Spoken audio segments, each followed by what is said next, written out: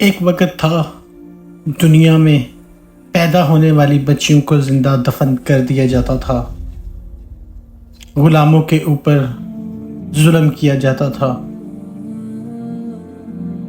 امیر غریب پر ظلم کیا کرتا تھا، بازاروں کے اندر سود عام تھا، دنیا میں ظلم برپا تھا، انسان کی کوئی وقت نہیں تھی، غریب لوگوں کی عورتوں کی کوئی عزت نہیں تھی، اگر وہ ہوتی تھیں غلام یا بس لونڈیاں۔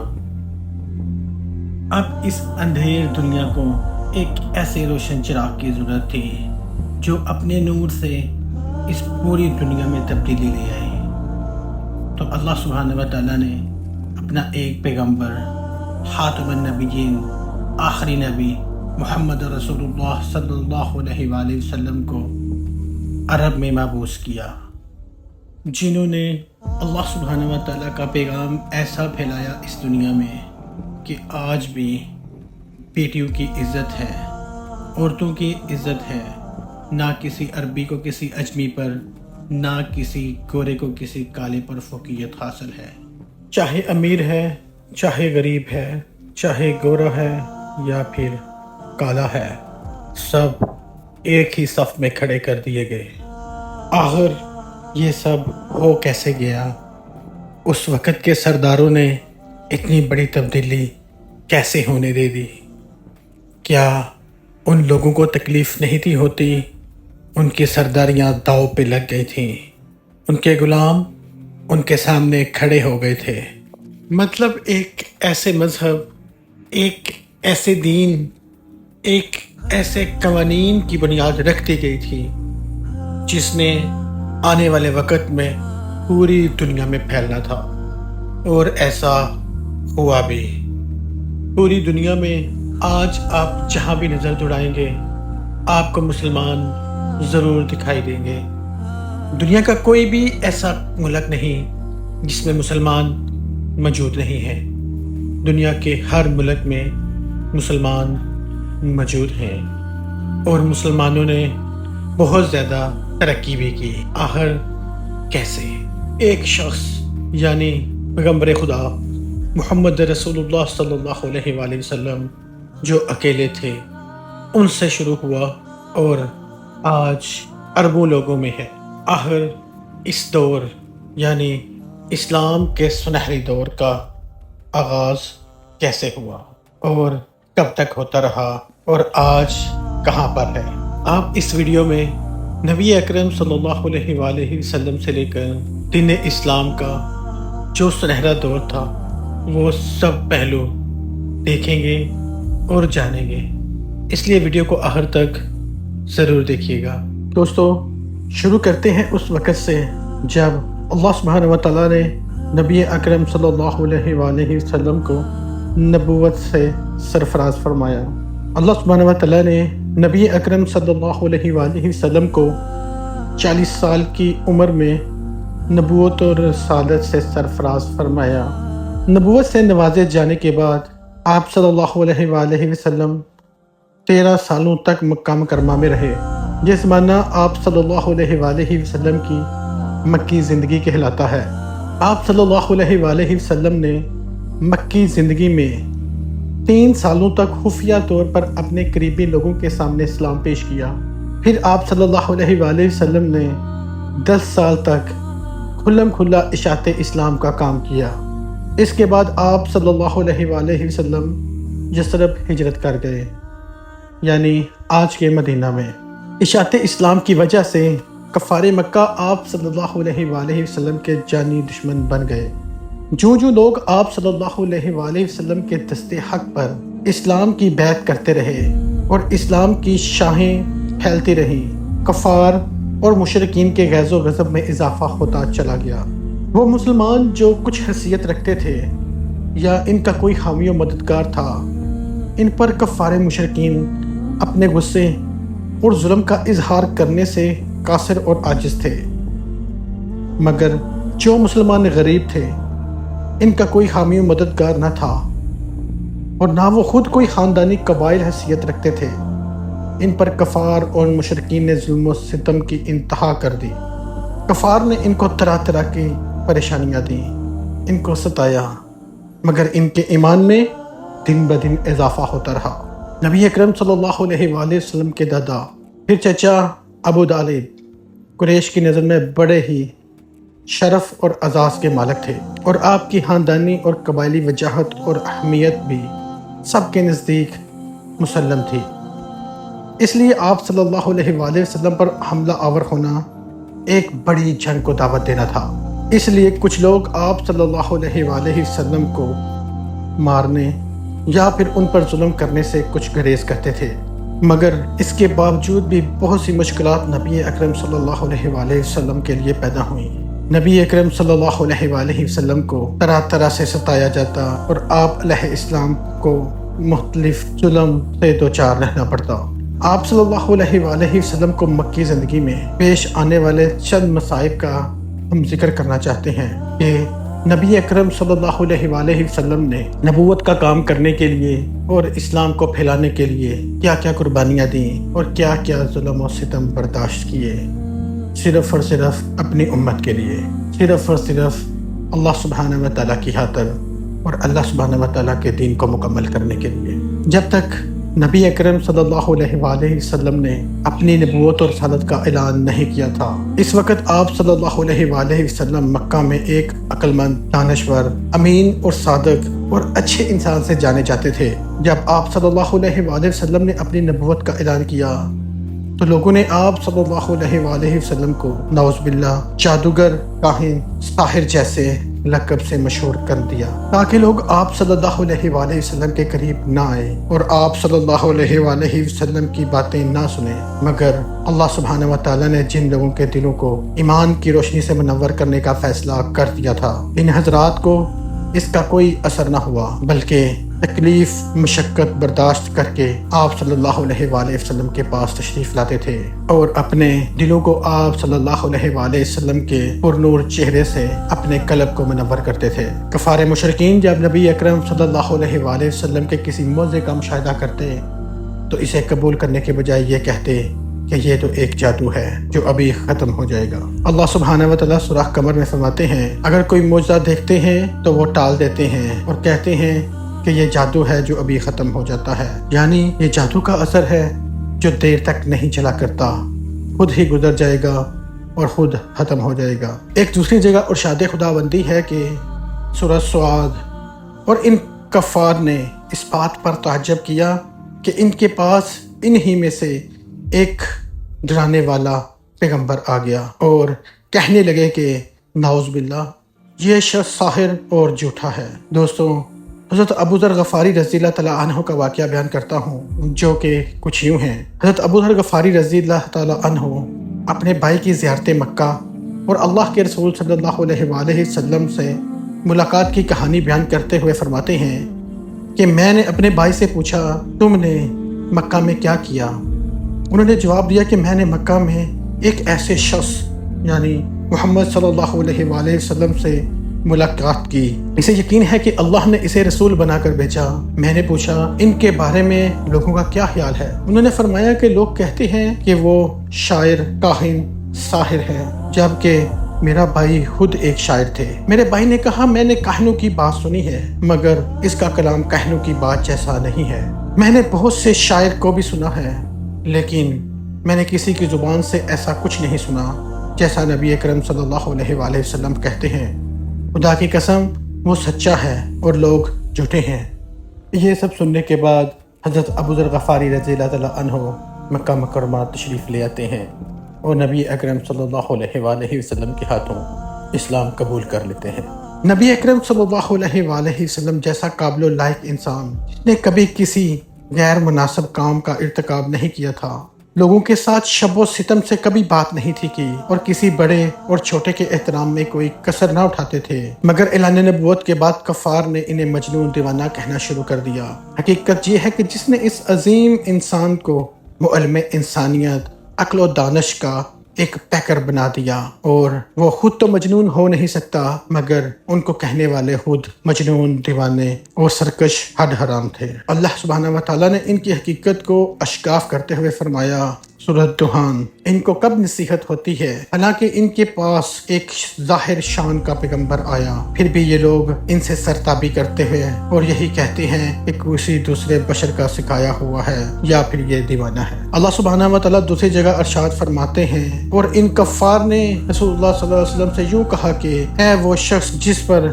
قرآن نازل کیا گیا ہے، تم نعوذ باللہ مجنون ہو۔ روایت میں ہے کہ زماد رضی اللہ تعالیٰ عنہ مکہ مکرمہ آئے، ان کا تعلق قبیلہ ازدشنو سے تھا، وہ جنوں اور اسیب وغیرہ کا جھاڑ پھونک کرنے کا کام کرتے تھے۔ انہوں نے مکہ کے چند بیوقوفوں کو یہ کہتے ہوئے سنا کہ محمد صلی اللہ علیہ وسلم نعوذ باللہ مجنون ہیں، تو انہوں نے کہا میں اس شخص کو دیکھوں، شاید اللہ ان کو میرے ہاتھ سے شفا عطا فرما دے، اور انہوں نے آپ صلی اللہ علیہ وسلم سے ملاقات کی اور کہا اے محمد صلی اللہ علیہ وآلہ وسلم، میں مجنون کو چھاڑتا ہوں اور اللہ سبحانہ و تعالیٰ میرے ہاتھ سے جس کو چاہتا ہے شفا دیتا ہے، تو کیا آپ صلی اللہ علیہ وسلم کی خواہش ہے کہ میں آپ صلی اللہ علیہ وسلم کا علاج کروں؟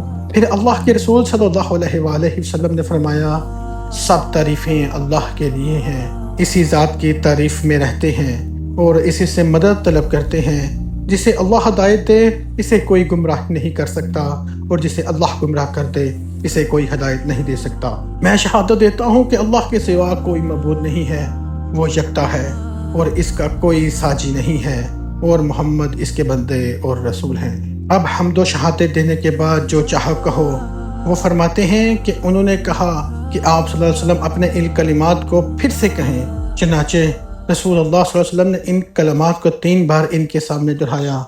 راوی کہتے ہیں کہ انہوں نے فرمایا میں نے کہنوں کی باتیں، جادوگروں کے اقوال اور اشعار سنے ہیں، مگر میں نے آپ صلی اللہ علیہ وآلہ وسلم کے ان کلمات کی مثل نہیں سنا۔ یہ کلمات تو دریائے بلغت کی تہ تک پہنچ گئے ہیں۔ پھر زماد نے کہا اپنا ہاتھ لائیں، میں اسلام کی بیعت کرتا ہوں۔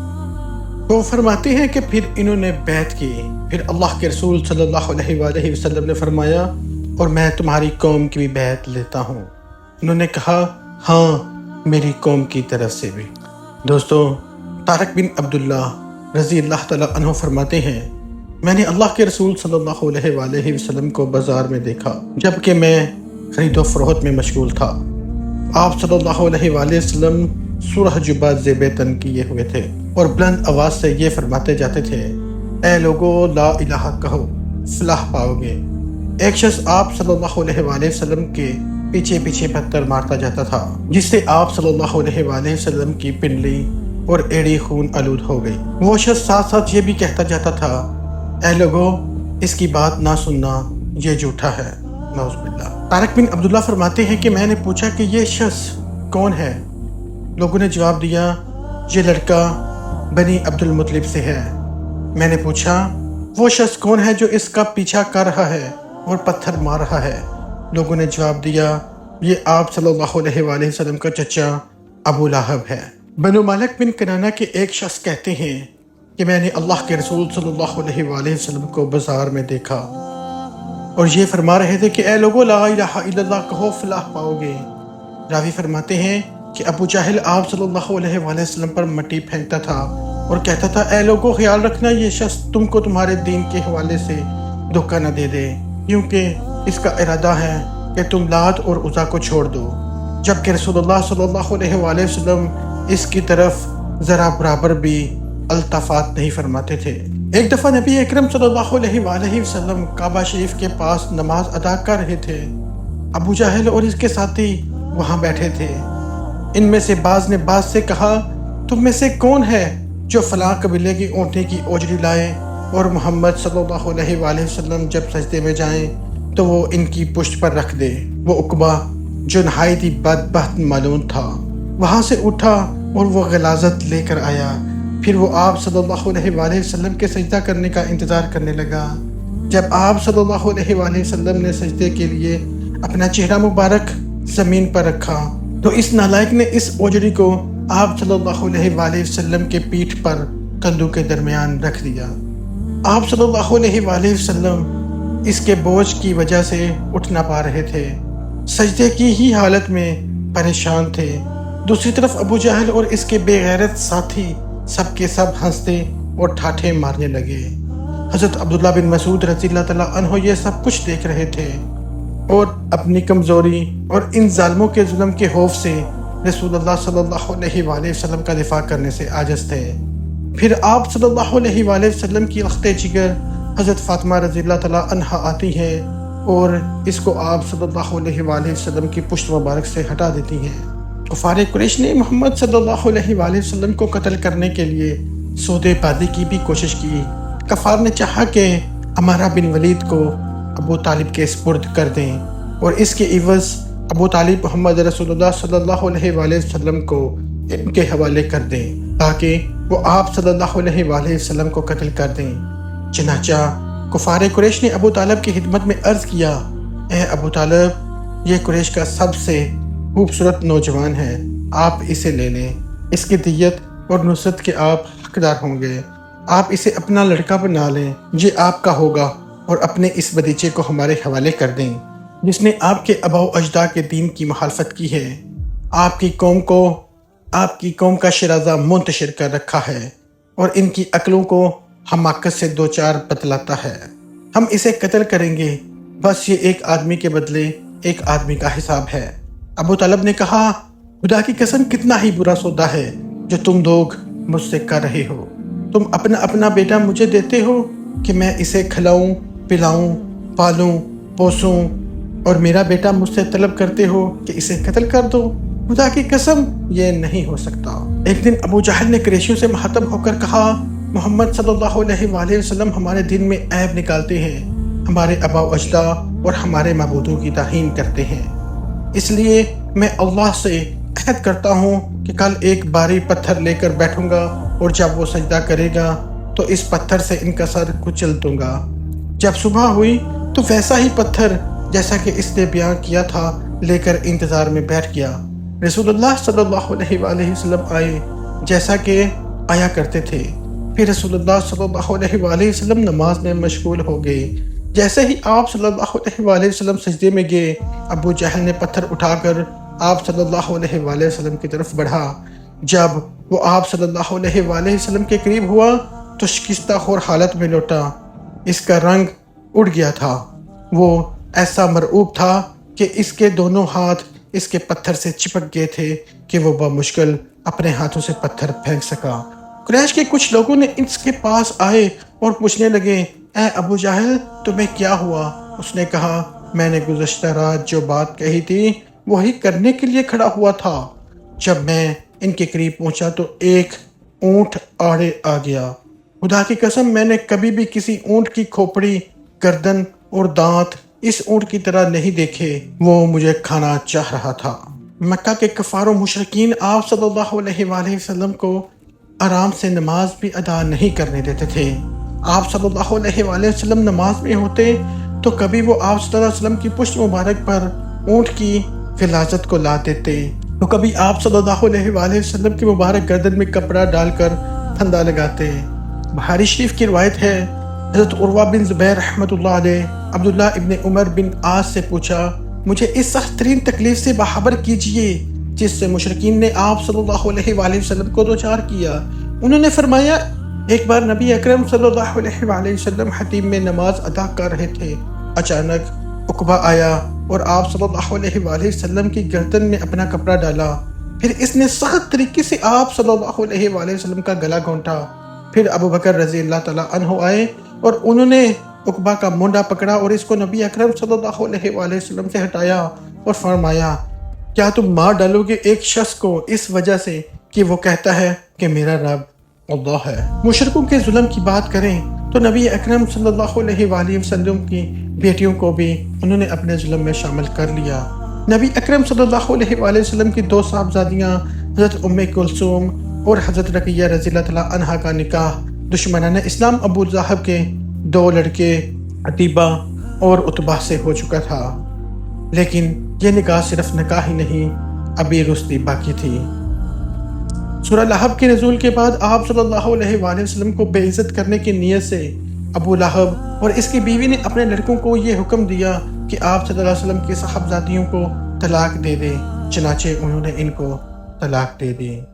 امام طبرانی قتادہ رضی اللہ تعالیٰ عنہ سے بیان کرتے ہیں کہ رسول اللہ صلی اللہ علیہ وآلہ وسلم کی صاحبزادی ام کلثوم رضی اللہ تعالیٰ عنہ کی شادی عتیبہ سے ہوئی تھی۔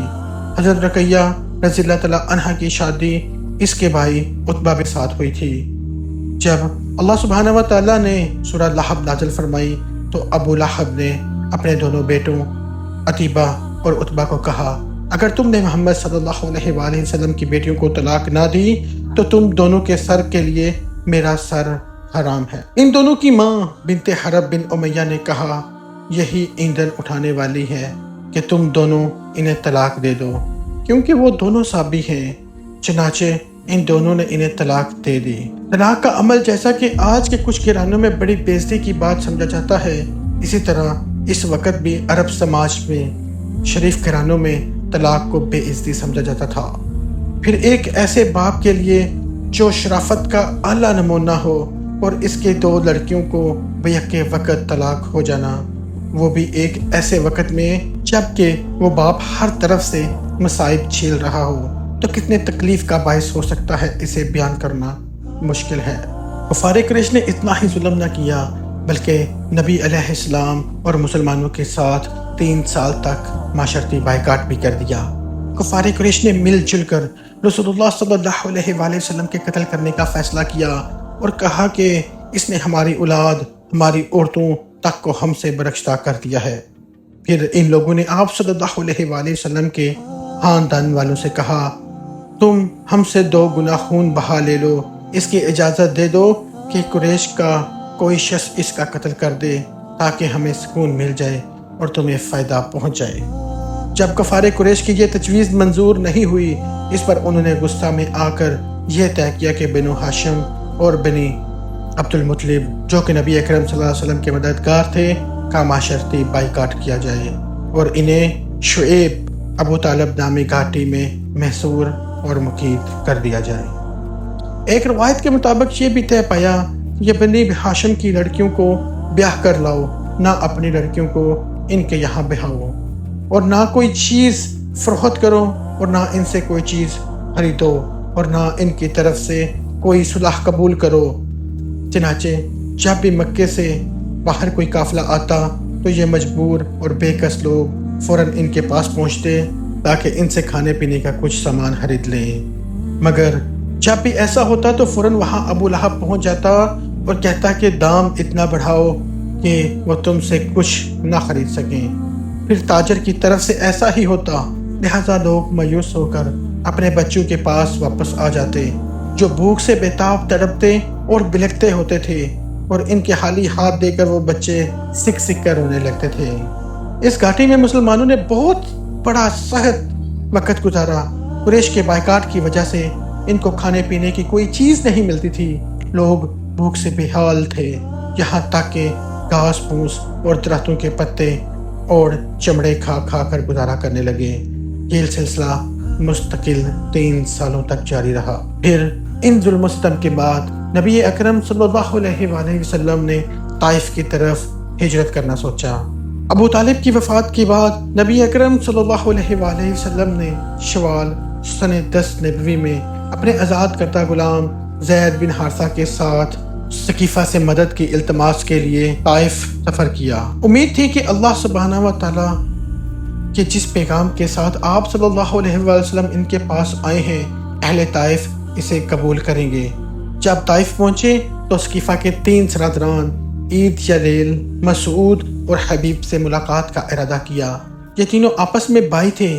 آپ صلی اللہ علیہ وسلم ان کے پاس بیٹھے اور اسلام کے لیے مدد کرنے اور آپ صلی اللہ علیہ وآلہ وسلم کی قوم میں سے جو آپ صلی اللہ علیہ وآلہ وسلم کی مخالفت کرے، اس کے خلاف خود کی مدد کرنے کے حوالے سے گفتگو کی۔ نبی اکرم صلی اللہ علیہ وآلہ وسلم کی بات سن کر سرداران ثقیفہ نے نہایت ہی غیر سنجیدہ جواب دیا۔ ایک نے کہا وہ کعبے کا غلاف پھاڑے گا اگر اللہ نے تمہیں رسول بنایا ہو۔ دوسرے نے کہا کیا اللہ تعالیٰ کو تمہارے علاوہ کوئی اور نہیں ملا جسے وہ بھیجے؟ تیسرے نے کہا باخدا میں تم سے کوئی بات نہیں کر سکتا، اگر تم سچ مچ اللہ کے نبی ہو جیسا کہ تم کہتے ہو تو تمہاری بات میرے لیے رد کرنا انتہائی خطرناک ہے، اور اگر تم اللہ پر جھوٹ کرتے ہو تو پھر مجھے تم سے بات نہیں کرنی چاہیے۔ ثقیفہ سے نا امید ہو کر نبی اکرم صلی اللہ علیہ وآلہ وسلم کھڑے ہوئے اور ان سے کہا، تم لوگوں نے جو کچھ کہا بہرحال اسے خفیہ ہی رکھنا۔ جب رسول اللہ صلی اللہ علیہ وآلہ وسلم وہاں سے واپسی کا ارادہ کیا تو ان سرداران نے اپنے غلاموں اور شعبہ بازوں کو شہ دے دی۔ انہوں نے آپ صلی اللہ علیہ وآلہ وسلم کو گالیاں دی، تالیاں بجائی، شور مچایا، پھر لوگوں کی بھیڑ جمع ہو گئی۔ آپ صلی اللہ علیہ وآلہ وسلم کے راستے کے دونوں کنارے لوگوں کی لائن لگ گئی۔ وہاں سے گزرتے وقت جو ہی اللہ کے رسول ایک قدم اٹھاتے، وہ آپ صلی اللہ علیہ وآلہ وسلم کے قدم مبارک پر پتھر مارتے۔ آپ صلی اللہ علیہ وآلہ وسلم کے گھٹنے چور ہو گئے، پنڈلیاں گھائل ہو گئی اور جوتے خون سے آلود ہو گئے۔ جب آپ صلی اللہ علیہ وآلہ وسلم کو پتھر لگتا، آپ صلی اللہ علیہ وآلہ وسلم زمین پر بیٹھ جاتے۔ وہ شوباز بد نصیب آپ صلی اللہ علیہ وآلہ وسلم کا بازو پکڑ کر اٹھاتے اور جب چلنا شروع کرتے تو وہ پھر پتھر مارتے اور ہنستے۔ زید بن حارثہ آپ صلی اللہ علیہ وسلم کو خود ڈھال بن کر بچاتے، تاہم ان کے سر پر بھی چوٹیں لگی اور زخمی ہو گئے۔ آپ صلی اللہ علیہ وآلہ وسلم کسی طرح ابنائے ربیہ کے باغ میں پہنچے۔ تھوڑی دیر بعد وہاں سے رخصت ہوئے۔ پھر آگے کیا ہوا؟ نبی اکرم صلی اللہ علیہ وآلہ وسلم کی مبارک زبان سے ہی ملاحظہ فرمائے کہ انہوں نے کیسے فرمایا، میں غم میں نڈال اپنے رخ پر چل پڑا اور مجھے کرن سالب میں ہی پہنچ کر افاقہ ہوا۔ جب میں اپنا سر اٹھایا تو اچانک دیکھا کہ بادل کا ایک ٹکڑا میرے اوپر سایہ فگن ہے۔ جب میں نے اس کو دیکھا تو جبرائیل علیہ السلام موجود تھے۔ انہوں نے مجھے پکار کر کہا، آپ کی قوم نے آپ سے جو بات کہی اسے اللہ نے سن لیا ہے۔ اب اللہ نے آپ صلی اللہ علیہ وآلہ وسلم کے پاس پہاڑوں کا فرشتہ بھیجا ہے تاکہ آپ ان کے بارے میں جو حکم چاہیں اس فرشتے کو دیں۔ پھر پہاڑ کے فرشتے نے مجھے آواز دی، سلام کیا، پھر کہا، اے محمد صلی اللہ علیہ وآلہ وسلم، ان کے حوالے سے آپ جو چاہیں، اگر آپ چاہیں کہ میں ان کو دو پہاڑوں کے درمیان کچل دوں۔ نبی اکرم صلی اللہ علیہ وآلہ وسلم نے جواب دیا، نہیں، بلکہ مجھے امید ہے کہ اللہ ان کی پشتوں سے ایسی نسلیں پیدا کریں گے جو صرف ایک اللہ کی عبادت کریں گے اور اس کے ساتھ کسی کو شریک نہیں ٹھہرائیں گے۔ مکہ مکرمہ میں کفار کے ظلم اتنے بڑھ گئے تھے رسول اللہ صلی اللہ علیہ وآلہ وسلم پر اور صحابہ کرام تک، یہاں تک کہ نبی علیہ السلام کے قتل کا منصوبہ بھی بن گیا۔ نبی اکرم صلی اللہ علیہ وآلہ وسلم نے اپنے صحابہ کرام کو جب مکہ والوں کے ظلم کی چکی میں پستے دیکھا جو کہ ناقابل برداشت تھا، لہٰذا ان کو مدینہ منورہ میں ہجرت کی اجازت دے دی، سوائے اپنے رفیق اور یار غار ابو بکر رضی اللہ تعالیٰ عنہ کے۔ ابو طالب جیسے حامی و مددگار بھی دنیا سے چلے گئے تھے۔ اب قریش شدید غصے میں تھے کہ کب تک ہم اس شخص یعنی محمد رسول اللہ صلی اللہ علیہ وآلہ وسلم کو برداشت کریں اور وہ ہمارے معبودوں اور آباء و اجداد کی توہین کرتے رہے۔ چنانچہ ہمیں ان کو قید کر دینا چاہیے یا جلا وطن کر دینا چاہیے یا پھر قتل کر دینا چاہیے تاکہ ہمیں ان سے چھٹکارا حاصل ہو جائے۔ پھر قریش کے سرداروں نے اپنی مشورہ گاہ دارالندوہ میں نبی اکرم صلی اللہ علیہ وآلہ وسلم کے خلاف منصوبہ بنانا شروع کر دیا۔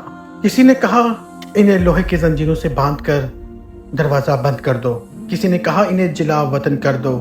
پھر دارالندوہ میں بیٹھے ایک مردود ابلیس نے ان تمام رائیوں کے نقص کو اجاگر کیا اور کہا کہ یہ کوئی رائے نہیں ہے۔ پھر ابو جہل بن ہشام نے یہ رائے دی کہ ہمارے ہر قبیلے سے ایک قوی جوان کو منتخب کریں، ہم ہر ایک جوان کو ایک تیز تلوار دیں، وہ سب کے سب بیک ضرب ان کو قتل کر دیں۔ جب وہ اس طرح قتل کر دیں گے تو ان کا خون مختلف قبائل میں بانٹ جائے گا۔ پھر میں نہیں سمجھتا کہ بنو ہاشم سارے قریش سے جنگ کریں گے۔ جب اس صورتحال کا بنو ہاشم مشاہدہ کریں گے تو دیت لینے پر راضی ہو جائیں گے، پھر ہم ان کو دیت دیں گے۔ نجدی شیخ کی صورت میں بیٹھے ابلیس نے کہا کہ بات تو یہی ہے جو اس آدمی نے کہی ہے، اس رائے کے بعد کوئی رائے نہیں، لہٰذا پوری قوم اس پر تیار ہو گئی۔ رسول اللہ صلی اللہ علیہ وآلہ وسلم اور کسی مسلمان کو اس منصوبے کا علم نہیں تھا۔ جبرائیل علیہ السلام آپ صلی اللہ علیہ وآلہ وسلم کے پاس آئے اور کہا، آپ صلی اللہ علیہ وآلہ وسلم جس بستر پر رات گزارتے تھے اس پر رات نہ گزاریں۔ جب رات تاریک ہوئی تو سب کی سب قتل کی غرض سے آپ صلی اللہ علیہ وآلہ وسلم کا انتظار کر رہے تھے۔ آپ صلی اللہ علیہ وآلہ وسلم کب سوتے ہیں تاکہ وہ سب آپ پر ٹوٹ پڑیں۔ رسول اللہ صلی اللہ علیہ وآلہ وسلم نے مولا علی علیہ السلام سے کہا، میرے بستر پر لیٹ کر میری اس سبز رنگ کی چادر کو اوڑھ کر سو جاؤ، کوئی ناپسندیدہ عمل ان کی طرف سے تمہیں پیش نہیں آئے گا۔ جب رسول اللہ صلی اللہ علیہ وآلہ وسلم سوتے تھے تو اسی چادر میں سوتے تھے۔ پھر آپ صلی اللہ علیہ وآلہ وسلم اپنے ہاتھ میں لب پر مٹی لے کر ان کے سامنے سے نکلے۔ پھر آپ صلی اللہ علیہ وآلہ وسلم وہ مٹی ان تمام کے سر پر ڈالتے ہوئے سورہ یاسین کی پہلی 5 آیات تلاوت کر رہے تھے۔ پھر اللہ سبحانہ و تعالیٰ نے ان کی قوت بینائی لے لی، وہ آپ کو دیکھ نہیں سکتے تھے۔ جب آپ صلی اللہ علیہ وآلہ وسلم ان آیات کی تلاوت سے فارغ ہوئے تو کوئی ایسا نہیں بچا تھا جس کے سر پر مٹی نہ پڑی ہو۔ پھر آپ صلی اللہ علیہ وآلہ وسلم وہاں سے رخصت ہوئے جہاں آپ صلی اللہ علیہ وآلہ وسلم کو رخصت ہونا تھا۔ خلاصہ یہ ہے کہ 13 سالہ مکی دور میں نبی اکرم صلی اللہ علیہ وآلہ وسلم کو بہت مختلف قسم کی ذہنی و جسمانی ظلم کو برداشت کرنا پڑا۔ کبھی آپ صلی اللہ علیہ وآلہ وسلم کے قتل کا ارادہ کیا گیا، کبھی آپ صلی اللہ علیہ وآلہ وسلم پر پتھر پھینکا گیا، کبھی مٹی پھینکی گئی، کبھی گرد و غبار پھینکا گیا، کبھی راستے میں کانٹے ڈالے گئے، کبھی نبی اکرم صلی اللہ علیہ وآلہ وسلم کی داڑھی مبارک اور سر کے بالوں کو نوچا گیا، اور کبھی آپ صلی اللہ علیہ وآلہ وسلم پر نعوذ باللہ تھوکنے کی بھی کوشش کی گئی۔ مگر آپ صلی اللہ علیہ وآلہ وسلم اسلام کی اشاعت کی خاطر سب کچھ برداشت کرتے رہے اور دین اسلام کی دعوت دیتے رہے۔ نبی اکرم صلی اللہ علیہ وآلہ وسلم اپنی امت کے لیے بہترین نمونہ ہے۔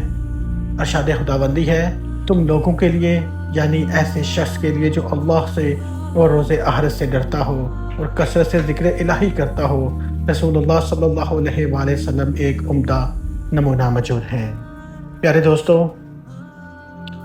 یہ تھا وہ مکی دور جو کہ اسلام کا شروعاتی دور تھا، جس میں نبی اکرم صلی اللہ علیہ وآلہ وسلم نے بہت سے ظلم و ستم برداشت کیے، لیکن آپ صلی اللہ علیہ وآلہ وسلم اسلام کی اشاعت کے لیے ڈٹے رہے اور اللہ سبحانہ و تعالیٰ کا پیغام پہنچاتے رہے، جس کا نتیجہ آج آپ کے سامنے ہے کہ دین اسلام دنیا کا سب سے بڑا مذہب بننے والا ہے، جو کہ الحمدللہ دن بدن ترقی کرتا جا رہا ہے۔